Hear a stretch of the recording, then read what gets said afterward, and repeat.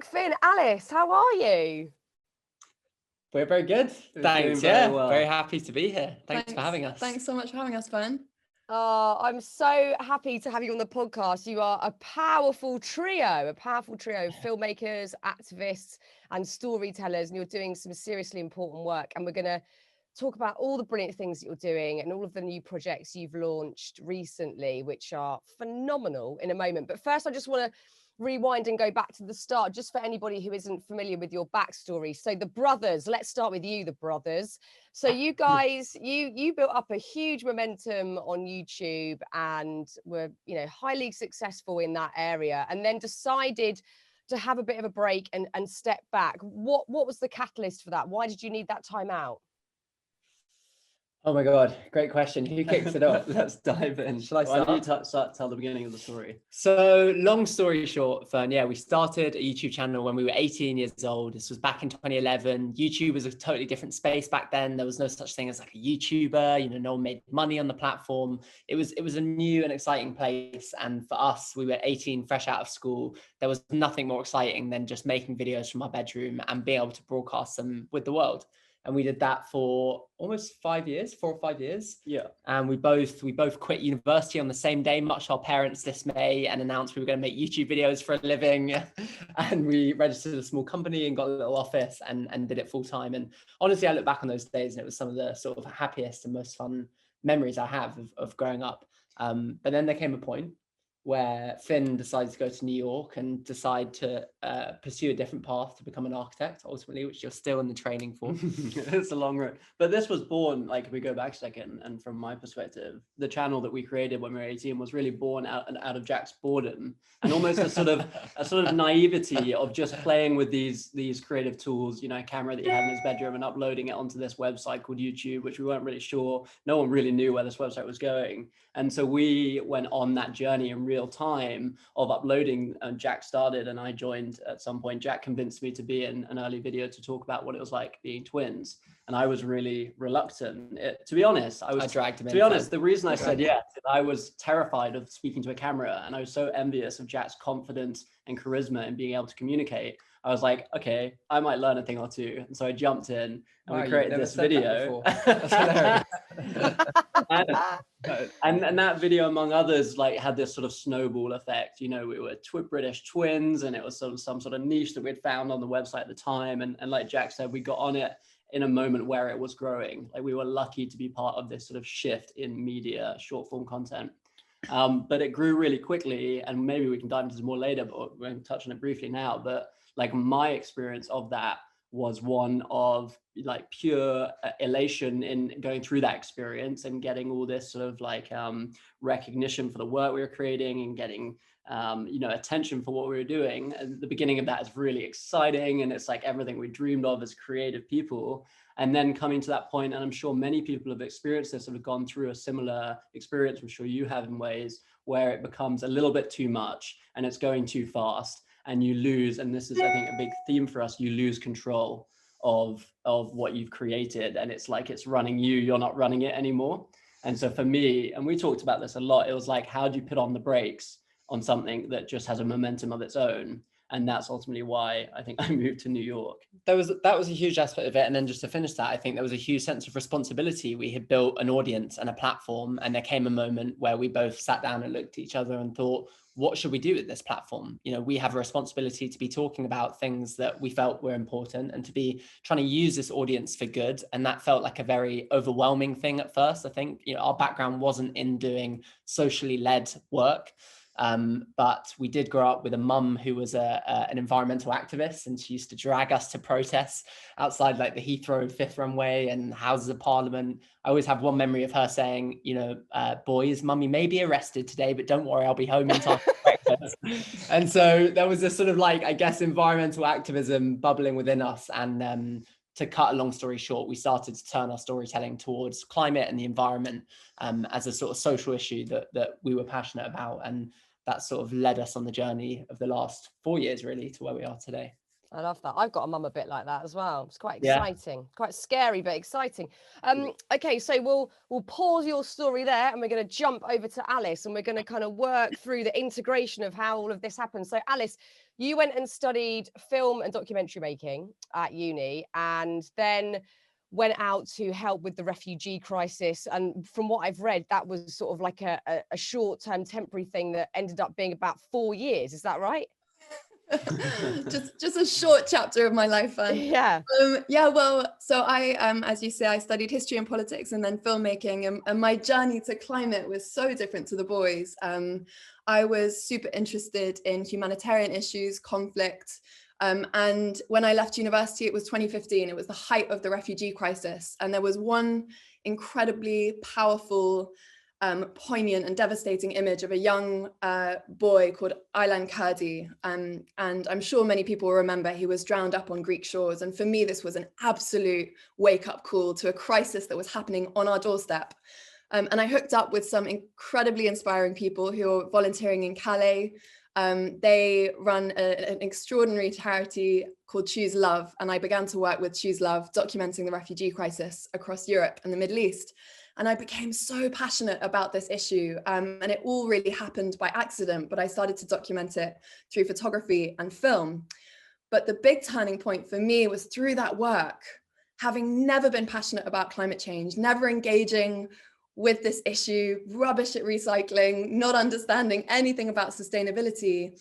I realized, wait, actually, climate is this umbrella issue that is going to exacerbate every social justice issue that we care about. So for me at the time, I was super passionate about forced migration. Well, climate is going to cause the biggest mass migration in history. We could have up to 1 billion migrants by 2050. So this will be a seismic shift in global migration patterns. So everything that I'd seen over these 4 years, incredible families displaced from their homes, forced to leave, in this case because of a war in Syria, but this will happen because of climate. And so if I cared about these people that I've met, how could I not care about climate change? And I, at some point in 2016, I met Jack in Calais in the refugee camp, this extraordinary person who shared my passion for filmmaking. And a few months later, and we won't bore you with the romantic details, but we started. Please do. I need story again. Finn's heard it too many times. Finn will literally kill us if we go down this story. But I met this person who, as I said, shared my passions. And Jack, I'm sure, will dive into his similar turning point, which was an extraordinary trip to Greenland. But Jack and I started to work together and document refugee stories, and ultimately travel to climate front lines to document the human stories of those living already today on the climate front line. So not just engaging with climate as this nature problem, this wildlife problem, but actually a humanitarian issue. Yeah, that's a good summary. I don't know if that's a good summary. That's how our paths crossed, and that's how this very complex mix of a girlfriend and twins working together fun. I know, I love it, but it's so, as I said at the start, you are a powerful trio, and you're doing some incredible things, and you're using everything that you've learned and witnessed over the last 5 or so years to create some really special things. And like you just said there, Alice, we still compartmentalize all these problems. Like there's this problem here, there's this crisis here, there's that one over there, but they're all integrated. They are all part of the same thing. And one of the biggest problems we have is how we are so disconnected from our own planet. And what I find so interesting with what you're doing and how and you've just touched on this, Alice, how you're trying to reframe climate change from, we so often hear, we've got to save the planet. And it's like, like you say in your documentary series that you just released, oh no, the planet's going to be A-OK without us. It's actually going to thrive without us humans. We're the ones now causing all these problems. What we need to do is see like the stark reality of how this is a problem for us, and also the biodiversity on the planet, all the beautiful nature and creatures we share the planet with. And this is an urgent problem, but we're not acting urgently, and that makes me feel squeamish. I mean, we feel the exact same thing. And I think, the journey we've been on over the last few years has been an interesting one. We all sort of came to the understanding of the severity of the climate crisis. There was a while where we just send each other articles, watch documentaries, sit together late at night and just be like, this is, so overwhelming. What do we do about this? And at first, I think our answer was activism. We were a big part of Extinction Rebellion, which many people may have heard of. It was a group that started in the UK, and they took to the streets to use non-violent direct action. I ended up gluing myself to a building and being arrested. And I think at the time, I look back, probably wasn't the best use of my time, but I really didn't know what to do. I felt angry, I felt scared, and I felt overwhelmed. And we did that for a year or two, and it was an interesting process. I think we learned a lot, but ultimately we had to ask ourselves, well, what's our skill? Like, what can we lend to this movement? And we're communicators, we're designers and filmmakers, writers, storytellers. And we decided that that was how we could best use our time. And I think what we all agree on is that climate change is a storytelling issue. We know what the problems are. Like, scientists have been shouting from the rooftops for literally 30 or 40 years. I mean, way before I was born. And we have many of the solutions as well. But what we need to do is build a mass movement to put those solutions in place. And for us, that is about storytelling. That's about galvanizing people online. And telling that story in many different ways, be it through design, be it through podcasts, be it through filmmaking or talking. And that is the aim of Earthrise, I think. And that was where we came together and said, let's build a brand that can tell that story with the hope of galvanizing more people. Whether or not it will, I don't know, but that's Well, it already is, and you've got your first sort of venture, Earthrise Studios, up and running, and you've released episode 1 at this point, at the time of the recording of your series Breakdown. And from what I understand, this is an opportunity for you to talk about climate change in a really simple way, because although we hear the words climate and change put together relentlessly in everyday conversation, often we don't know what it means, and there's lots of myths flying about and uncertainty. So this series is just telling us what it is and getting back to basics, right? Yeah, it's exactly that. I think we all found learning about climate change a very overwhelming and intimidating process. I definitely found it very challenging. I won't speak for you guys, but it is, because it's scientific numbers, it's things happening in faraway places. You feel guilty and responsible. You feel like a hypocrite. You feel like you don't know enough.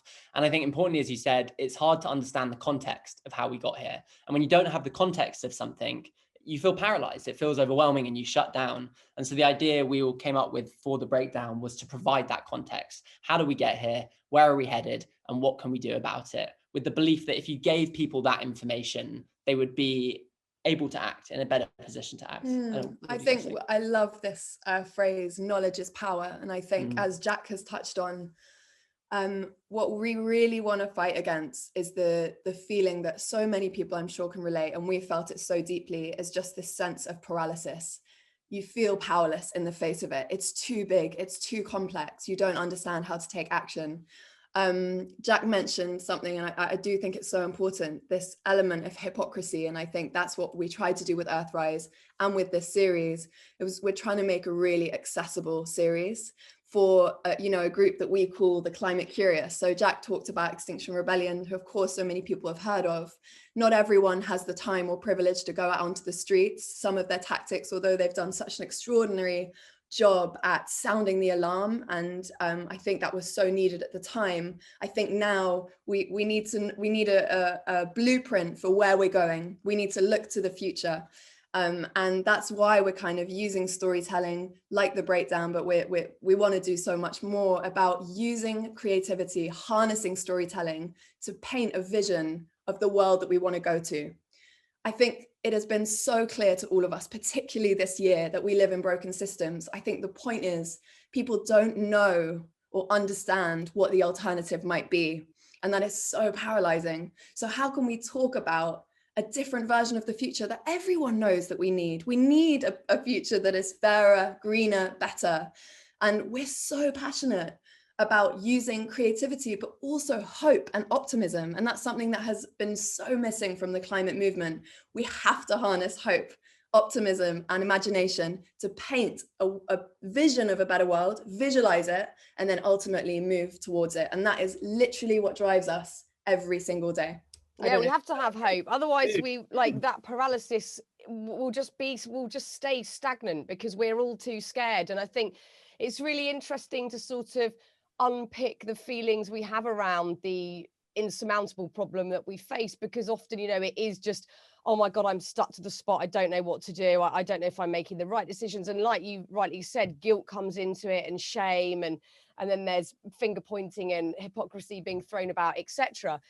And I guess, you know, I spoke to Nikki Reed about this recently, who's an actress in the States who's creating lots of really amazing sustainable companies that are, there's no greenwashing in sight. It's proper, you know, grassroots sustainable stuff. And she's doing some really clever things with tech companies to recycle and whatnot.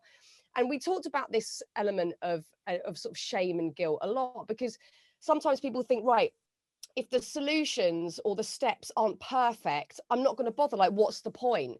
And I think part of it has to be an incremental change and us doing our bit, because that bit's going to be better than nothing. So rather than for us to look for absolute perfection, we are living the ultimate sustainable individual green life. We have to make slow changes, because the change is so huge, the change that's needed, and in such a short amount of time. We can't expect everybody overnight to just change their whole lives. And like you said, Alice, people have got shit going on. That, you know, they're going through their own personal traumas, or they're busy or whatever, and it might not seem like the most, you know, important thing in their lives, although it is to all of us fundamentally. And getting rid of that guilt and shame, and knowing that we can make small incremental changes, it might not be enough, but it's a bloody good start. 100%. I mean, progress, not perfection, is a mantra we come back to a lot. And I think a big part of our aim at Earthrise is making that shift from just looking at individual action to systemic action. You know, we hear a lot about the individual changes we all need to make in our lives. And that can be very overwhelming and intimidating, because it's like, you need to use a bamboo toothbrush, you need to stop driving your car. But we all live within, as Alice said, this broken system. We are limited by the system that surrounds us. And so what we need to do is demand systems change. And I understand that in itself can seem even more overwhelming. Well, I'm just one individual. How do we change a system? But to me, that's where being part of a collective comes into the picture. You know, that's where movements like the youth strikes, like the Sunrise Movement in the United States, like Extinction Rebellion, when people come together and we look back throughout history, that's how we create change on a systemic level. And I think one of the, actually just talking about the breakdown, one of the things I found most fascinating researching that show, in our second episode, we talk about the denial and misinformation of fossil fuel companies and how they spent years. They had all this information 30 years ago, and they spent years just denying it and confusing the public. And one of the most fascinating things I found out was that the idea of the carbon footprint, which is, you know, how we all measure each of our own individual carbon impacts, was created by BP, the fossil fuel company. It was a marketing strategy created by them in the 2000s. And it was a way of saying, don't blame us. You need to control your own carbon footprint. And when you start to unpick these things and understand it, you realize how the finger has been turned on the individual. And I think it's our job to turn it back onto the polluters, which are the mega fossil fuel companies and corporations that have knowingly been polluting and confusing the public for longer than we've been alive. And just to add to that, I would say, having compassion and empathy, you know, Fearne, you mentioned we all need to do our bit. And I think there has to be a certain understanding that doing your bit means different things to different people. Activism means different things to different people. And I think for a long time in the climate movement, there's been this strive for perfectionism, which is, you know, excludes people. And I think that's something we're really fighting against, is we need a hugely inclusive movement that says, just do what you can, and it makes a difference. And to quote a small environmentalist you may have heard of, no one is too small to make a difference, Greta Thunberg. That's one of my favorite quotes. Finn, what would you add to that? You guys said it all. Thinking how well you're articulating it. You know what? We had this amazing guy called David Katz on the podcast a while back. So if anyone's listening to this and wanting to continue this conversation, David Katz was so brilliant, and he started up this movement called the Plastic Bank, because his sort of theory is, and I'm sure it's very accurate, is you know, what we need to do first is eradicate poverty, because that will then in turn create such huge systemic change with how the world works and all these broken systems work, and it will help to eradicate all the different environmental issues that we're dealing with. So he gets lots of different communities who are under the poverty line to get involved in this amazing initiative where you go and collect ocean plastic or plastic that's in the environment, and then you go to the plastic bank, and then the money goes on your card, and you've got yourself a credit system going on, and then you have social plastic that's then in the market, and it's an amazing setup, and there are people doing brilliant things, but it's really interesting that, you know, I love this kind of pointing the finger back at the big guys, because it is so massively needed. And, you know, I work with lots of different charities, but I'm also signed up online to lots of different initiatives. And I'm constantly getting in my inbox, sign this petition, which I feel like I've got to sign all of them because I want to be part of this thing. But it seems like we're constantly in battle with our government. And it's like, why are you guys not just doing the stuff that needs to be done? Like, I feel like, I'm sure you do, such frustration that all of this seems like a sort of battle against the policies that are in place, and it's bizarre that there's sort of very little movement there. It's you know, how do we not feel completely hopeless in that situation where, you know, just constantly writing petitions still doesn't seem enough? One of the words that we've become interested in recently is resilience. And having done activism for a couple of years and having seen our mum, as Jack touched on earlier, go through this process, burnout is very real. Like, as you said, when you feel like you're fighting your own government, that's an exhausting process. When you're trying to convince people around you, when you understand something that's deeply daunting and terrifying, and people aren't speaking about it, after a while, that becomes too much, and burnout is somewhat inevitable. And so for us, what's really important, and we try and advocate for this on Earthrise, and I know it's a big part of the work you do, is looking after your well-being and your mental health. You can't look after the external environment unless you first look after your internal environment. And so I think that's critical here for any activist, is to be able to feel that they can take the time off to look after themselves, to step away, that you don't have to be go every single day, and that actually makes you more successful in the change you're trying to implement.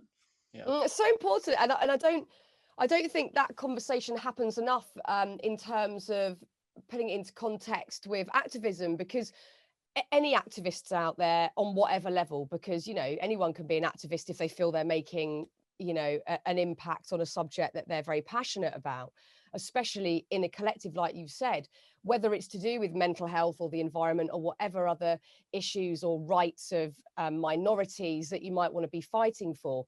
It is draining, and the frustration, like the level of frustration, because of course, if you care deeply about something, it's going to impact you on a cellular level. You know, you're taking on a huge burden of anger and frustration and passion. And Finn, it's really interesting that you just talked about that, because I don't think I've heard enough of that, you know, it's not a selfish thing to go, bloody hell, I need to just take a second to, you know, I've had this so often where I've just felt so frustrated about injustice and things that I can see going on around me that I don't like, and it batters me, and I just sort of end up so beaten by it, and that's not what you want, because you want to keep the drive and the momentum and the hope, like you've talked about, Alice. You want to keep that in place. So that's a really interesting point. I mean, I think that's our challenge constantly with our work. I experienced this really personally in 2018. I was reading as much as I could about the environment, trying to work out what I could do, how we were going to communicate it. And I hit a point where I consumed one too many of these sort of very daunting scientific reports. And I assumed that once I sort of knew as much as I could, I would be really well informed and activated. But the result was totally the opposite. I just fell into this place of despair and became completely sort of like non-functional. And so it took me, I needed to step away to engage in activities like meditation or exercise, tools that I know work for me to reset my mental health. And just to completely step away from that work and reading the sort of climate news and scientific reports to be able to re-engage. And when I did, I was able to do it in a way that was much more successful than when I was sort of burdened by this sort of negative information. We're hearing a lot, you know, I'm sure it's a term that you've heard, but eco-anxiety or climate anxiety. And I think this is definitely a sort of rising trend, particularly amongst young people. And I think it makes perfect sense. I think it is a rational response to the information that we have. I think we have to be careful when we talk about it, because of course, for us, we have a lot of privilege. We're living in the UK. We're not necessarily on the climate front lines. And I think a lot of our anxiety can come from the idea of what's coming further down the line in the future, when of course, for so many people across the world, particularly across the global south, it's an everyday reality. It's already a life or death reality. But as Finn said, I think we have found in ourselves and our own personal journeys that acting out of a place of anger or fear or despair is draining, and it's not productive. And that's why we found that, you know, I find hope in taking action. Some people say to me, how can you feel hopeful? How can you feel hopeful in the face of the crisis that we have and how critical it is?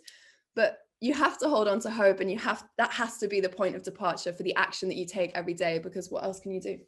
Well, it's so true. It's so we have to feel hopeful. Otherwise, we'll give up. We won't bother. And you know, there's lots of sort of stats and lines floating about, and some that we can maybe talk about now. Like you know, it might have even been in your series. This sort of gauge of time that we've got 9 years to half global emissions, and you kind of want to know that that's realistic to even get anywhere near hope. Is it?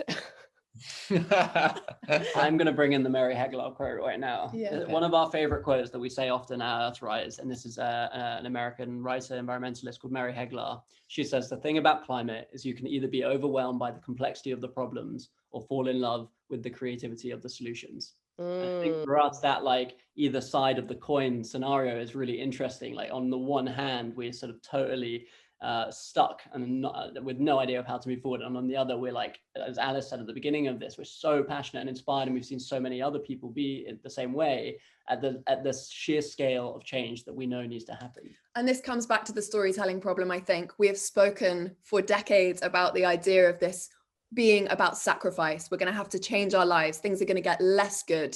We have to put the brakes on and move backwards. Not at all. This is a massive opportunity to do things better and do things differently. And I think that's, again, where storytelling comes in. And, you know, you mentioned the word disconnection. I think we are absolutely disconnected from ourselves, but also from nature. We see ourselves as separate from nature.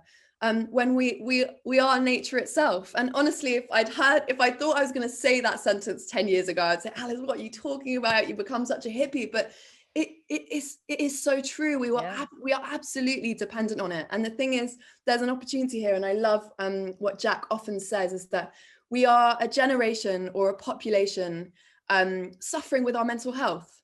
And I think we all want purpose in our lives. And in this movement, there is an opportunity to fix things, to cling onto a sense of purpose and make a better world. And if that's not inspiring, I don't know what is. Yeah, I think we have a greater challenge. Well, we certainly have a greater challenge than any generation before us, but we also have more tools than ever before to tackle it. You know, we have social media to organize and to educate one another, and there's a space for activism. And I think over the last year and a bit in particular, we've seen social media, particularly Instagram and TikTok and others, transform.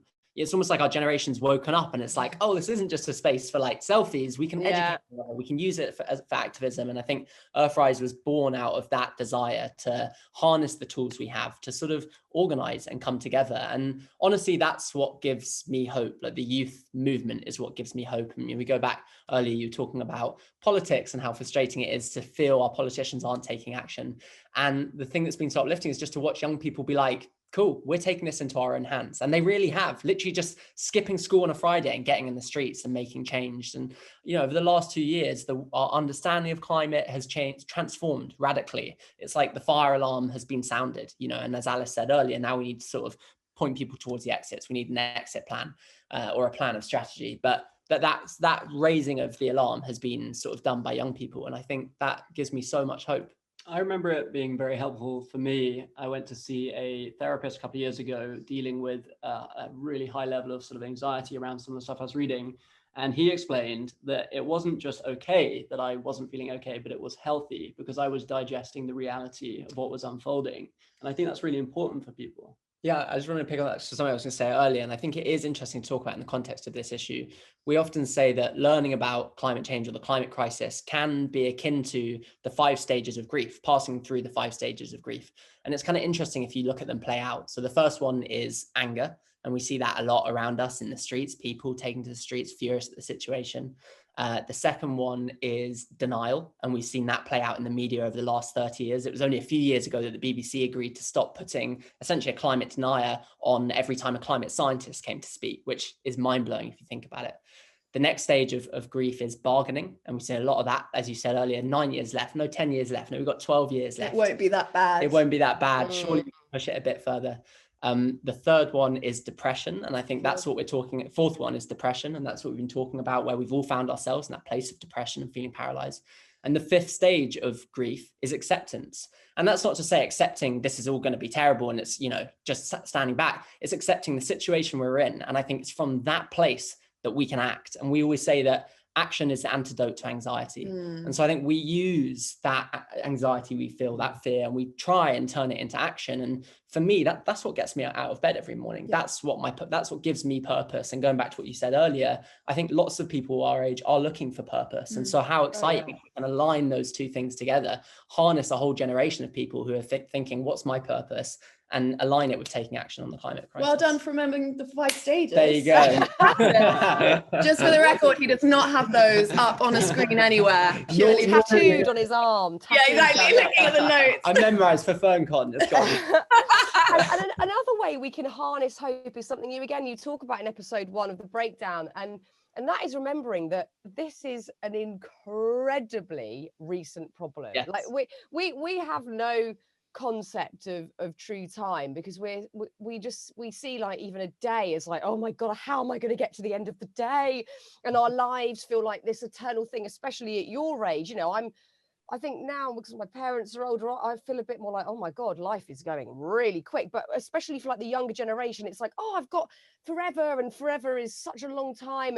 But then when you look at, like you do in the breakdown, you look at 4.5 billion years ago when the Earth pops out, and then it's like, oh right, let's have a look at the fluctuation of the climate over the billions of years that Earth's been here. And then, oh right, at the end, in the last 150 years, we discover fossil fuels and we start ruining the planet. That is the tiniest speck of time. I mean, we've done an incredible amount of damage in that tiny speck of time, but as a species of humans, we have lived just fine without all of that destruction for hundreds of thousands, for millions of years. So what, I mean, again, it's a huge question to ask, but how do we start to look at reversing that or making those creative changes that you're talking about?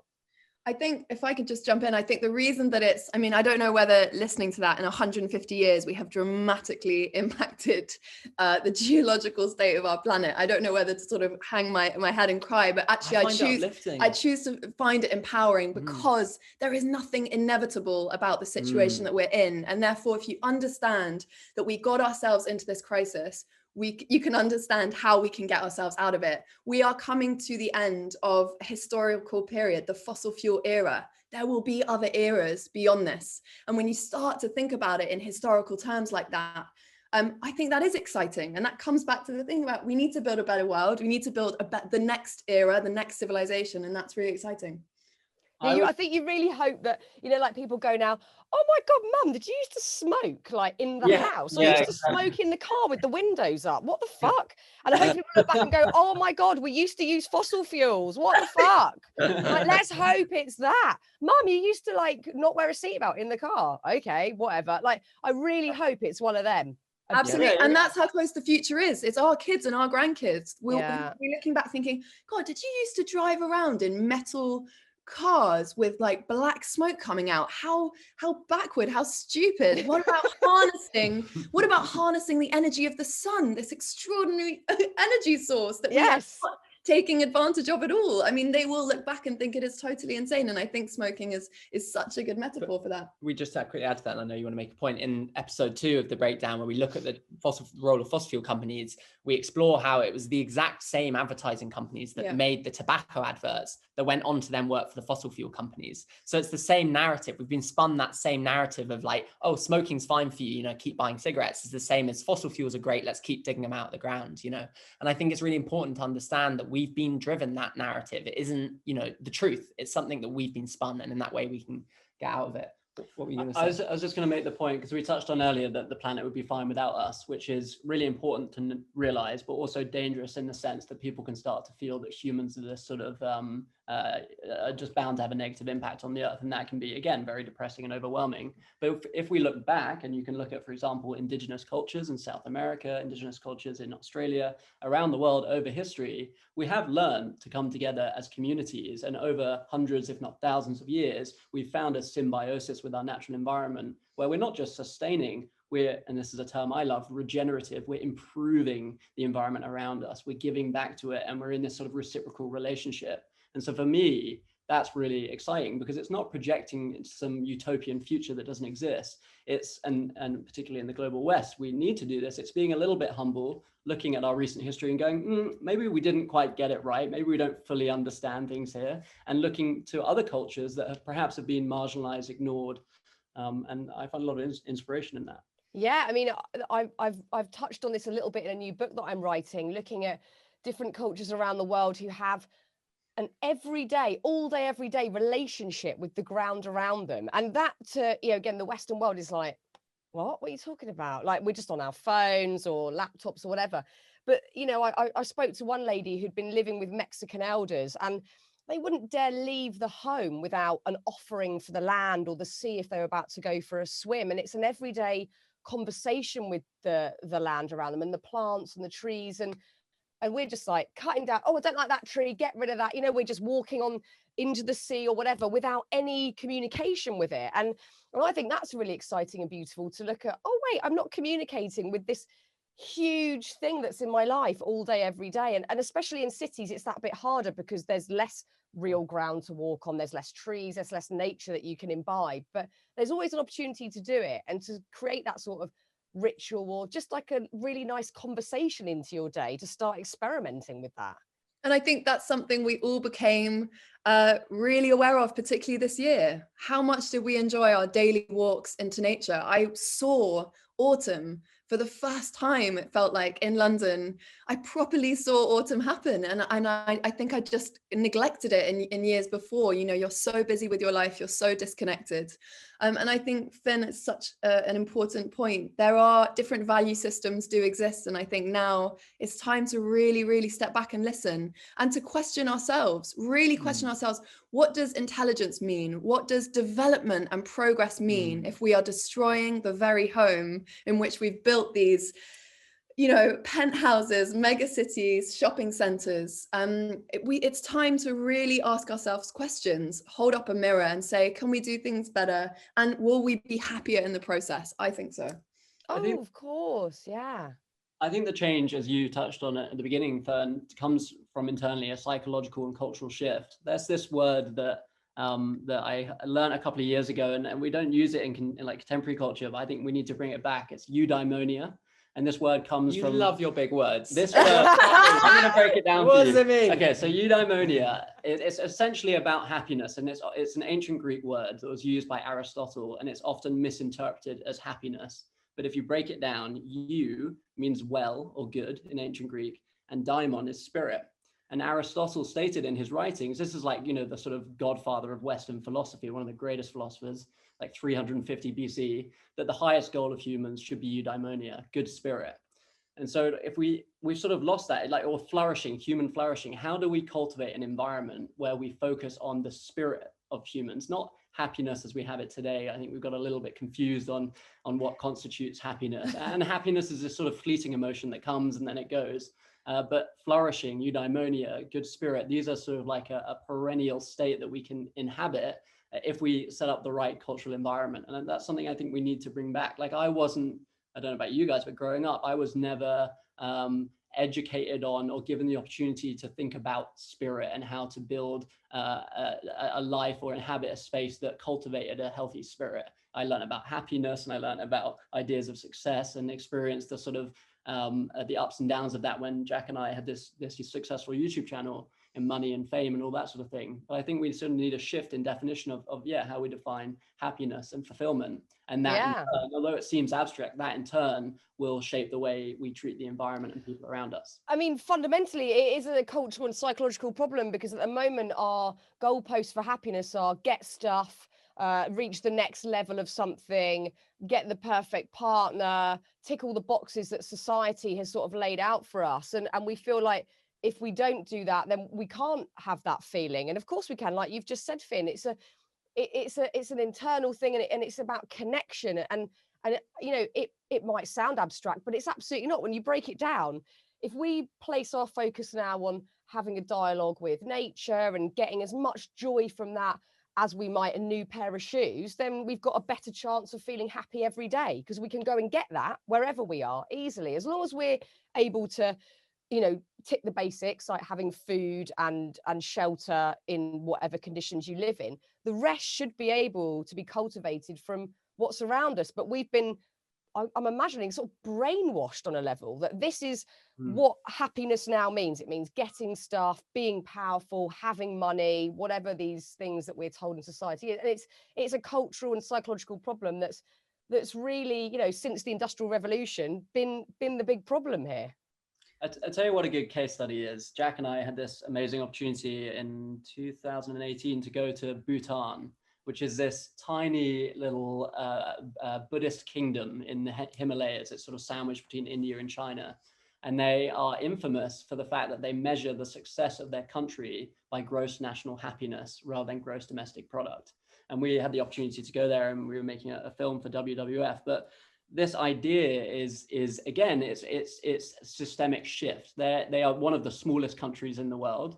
And they're saying we reject the notion that we should value our, you know, success or progress and development on our sort of economic export. But instead, we're going to look to our citizens and ask how are they fulfilled. And it's produced all sorts of interesting results. For example, 60% of the country is mandated in the constitution to be covered by forest cover at all times. And as a result, they're carbon negative. They offset more carbon emissions than they produce. Wow.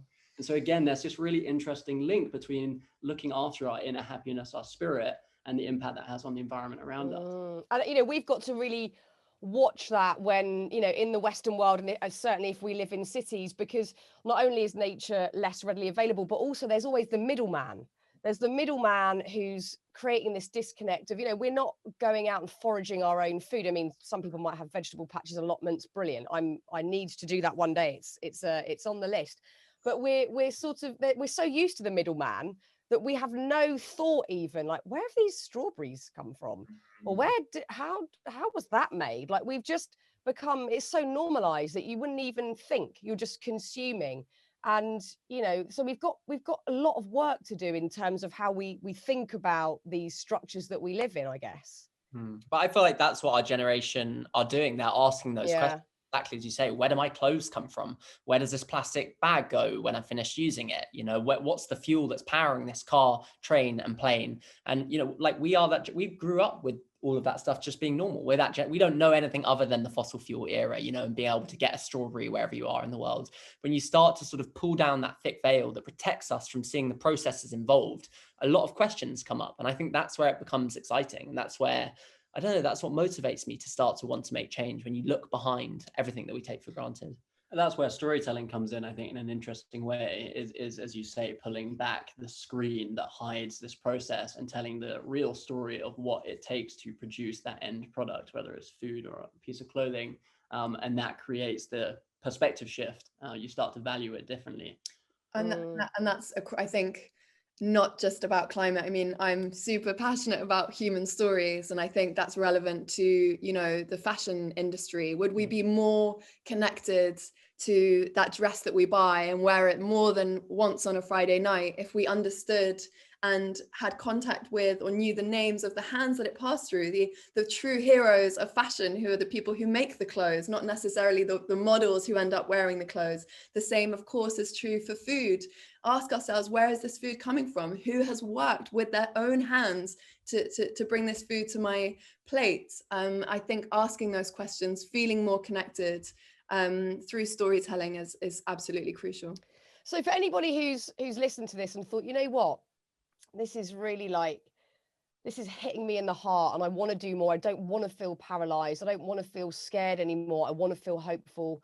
I want to make change. are there easy things that you could I mean, I know none of this is easy, but are there things today that we can do, changes we can make in our everyday life that anybody listening to this can walk away and action today? One of the things that we are driving towards through Earthrise is a conference that's happening at the end of this year. It's the UN Conference of the Parties. It's the 26th time it's happened. It's essentially a global gathering of the world's top leaders coming together to work out what on earth they're going to do to tackle climate change. And this year it's happening in Glasgow. And in previous years, we haven't seen the progress we wanted. And I think a lot of the time this is happening behind closed doors. They don't have the pressure that is needed to encourage them to make the decisions that are, of course, very tough to make as any political leader. We're encouraging people to get behind that conference and put the pressure on their political leaders, wherever they are in the world, to pay attention to some of the discussions that are happening. And we're going to be sharing it through Earthrise, and to really make sure that we get the results that are needed to hit these very ambitious targets, like halving carbon emissions within 9 years. Also, who doesn't want to have a party in Glasgow? Yeah. But that is 100% it. That is where these decisions are made. Like, that is, at the end of this year at that conference, world leaders will discuss what needs to happen over the next 9 years. And I think it's crazy to me that, most of my friends, I've mentioned COP, and they're like, well, what's COP? Like, this is the most important conference that's ever happened. And it sounds so grand to say, but it's literally the future of billions of people on Earth are being decided at this conference that's happening later this year in Glasgow. So it's so fundamentally crucial. And we need to make it famous. We need to make the people who are attending famous, to make sure that all eyes are on the decisions they're making, because the future of humanity literally relies on it. I love, Fatima Ibrahim, who's an amazing woman, who's the co-executive founder of the Green New Deal UK. If anyone just has a moment, just Google her and have a look at some of her thoughts and her talk. She's our age, but ridiculously intelligent, and I feel like could be the next Prime Minister of the UK. I'm just placing Please, anyone. Anyone but Boris. We had the chance to interview her for our final episode of The Breakdown, which is all about solutions and what you can do. And she says this beautiful thing, which is that anyone and everyone can be part of this movement. In fact, we need everyone to be part of this movement. If we're going to do this, if we're going to succeed in tackling the worst effects of climate change, it needs every single one of us. And everyone has a different role to play. As Alice was saying earlier, it could be being a scientist and doing the data. It could be being a storyteller. It could be just being a gardener and doing a community garden. It could be going door to door and working with local communities. It could be being a doctor and looking after people. We've seen frontline workers in the last year.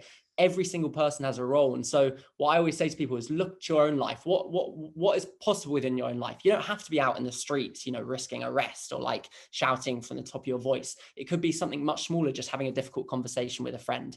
Activism can look like so many different things. And I think we have to just look to our own lives and ask, what can I lend? However big or however small, it's going to need every single one of us. In terms of tangible steps, obviously there is a number of individual actions everyone can take. Things like adopting a plant-based diet massively reduces your carbon footprint. Obviously flying less, obviously buying less things, trying to buy local, all of these things help. But my one point that I always want to push is, let's go beyond that. And let's try and create systemic change. And that starts by coming together as a movement. When people come together as a group, they can achieve incredible things. We've done it in the past. As we said earlier, we got ourselves into this situation in basically one human lifetime, in the lifetime of Sir David Attenborough. I had a chance to interview him a year and a half ago, and it's fascinating. When he started his career, this wasn't a problem. They just didn't know about the issue. And now he's towards the end of his career, and he's become a huge activist talking about it. But if we can get ourselves into this mess in one lifetime, I believe we can get ourselves out of it in less. In fact, we have to. It's not. Don't say David was coming to the end of his career. Well, let's hope not. You used the word career there. He literally lives there. Wow. Yeah, really? Stop. Yeah, he lives on the next street. I can see into his house from my, this is going on for a terrible tangent of me just being sort of celebrity voyeur, but I can stand on my little decking and see into his house. And I've seen him walking up and down the road, maybe only sort of 2 or 3 times in the last 7 years, but I'm too scared to go and say hi because he's Sir David Attenborough. You can't just be like, hey, how you doing? You don't know me. I can't. So I just sort of stand there and look at him and go, oh my God. He's amazing. But it's a really good way of putting it that, it is one human lifetime. So what is possible in, again, 100 years? Let's choose hope over despair and being paralyzed by it. I think that's the real thing that's come out of this conversation for me. We have to choose hope, and we have to align our actions to that. And thank goodness you guys are doing this brilliant work. You know, I love what you're doing. I loved episode 1 of your documentary breakdown. I can't wait to see episode 2. For anyone that hasn't seen them, they're short and concise, but they're packed with information, and you come away getting it, which is imperative. So thank you, and I'm so excited to see what you do next as a collective, and you know, the more people that join you on your mission, the better. So everyone, go and follow Earthrise on Instagram and check out the documentary, and just so much love and luck to you, brilliant 3. Oh, Thank you so much so for having us, much. Fearne. Yeah, you're lovely. This has been a real treat and a pleasure for us. So Thanks, thank you Fearne. so much.